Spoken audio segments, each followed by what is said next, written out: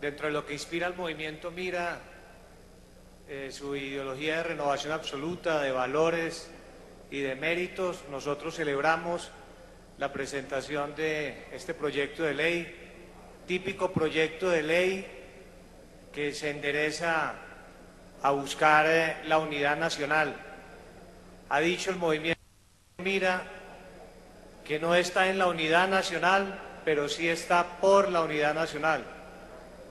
De modo que, consecuentes con ello, vamos a votar positivamente esta iniciativa, que es un acto de justicia histórica y de oportunidad de reconciliación para los colombianos y las colombianas.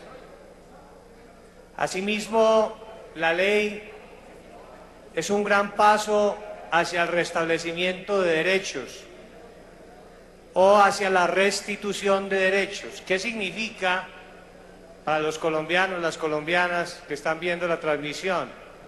Restablecimiento de derechos o restitución de derechos significa que los derechos que habían sido vulnerados vuelven a su estado anterior, se recobran, particularmente en lo que tiene que ver con la restitución de tierras. Pero la pregunta que surge de inmediato es la siguiente: si un colombiano o una colombiana que tenía un territorio fue vulnerado en su derecho y es restituido al mismo, es decir, le dan una porción de territorio, ¿por ese solo acto sale de la pobreza?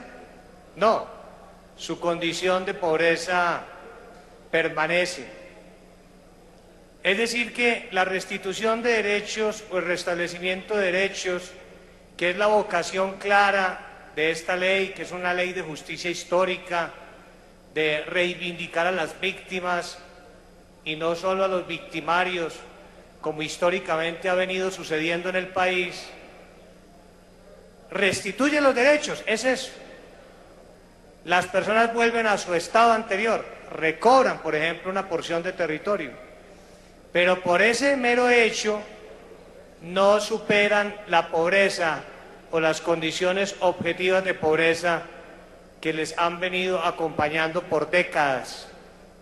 En ese sentido, el movimiento Mira quiere hacer una reflexión e invitar al gobierno nacional y a todas las bancadas del Congreso para que no cesemos en esa vocación de encontrar medidas dentro del aspecto axiológico y valorativo de valores que el movimiento Mira impulsa, de renovación absoluta, acciones de equidad y de solidaridad.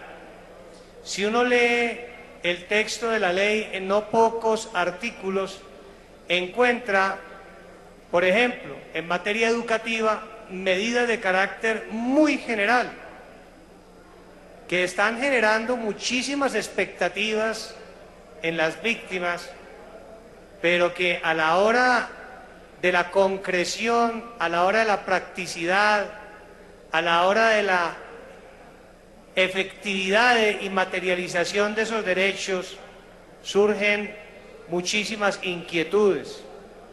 Es ahí donde nosotros vamos a radicar unas proposiciones, por ejemplo, en materia educativa, solicitando que a las mujeres víctimas del conflicto que hagan solicitud para acceder a la educación tengan la posibilidad de que no les cobren los intereses por concepto de crédito educativo.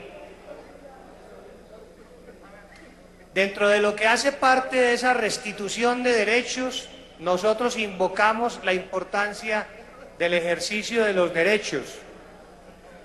Y para lograr el ejercicio de los derechos se necesita un acompañamiento de acciones desde el punto de vista social, desde el punto de vista económico. ¿Para qué? Para que aquellas víctimas que retornen al campo, a quienes les van a restituir las tierras, se arraiguen a las mismas, De nada nos sirve un retorno sin arraigo. Y esa es la invocación que hace el movimiento Mira.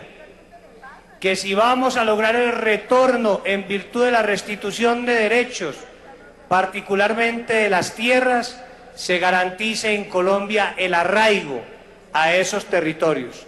Por último, presidente, también invitamos al gobierno nacional para que tome dos medidas. Una, de cara a la ley de facultades extraordinarias para desarrollar todo lo relacionado con la restitución de derechos y ejercicios de derechos de las comunidades afrocolombianas e indígenas, proveyendo la reserva presupuestal a fin de que en caso de que se demore la expedición de los decretos legislativos por parte del gobierno, se mantengan y se preserven los derechos de estas comunidades.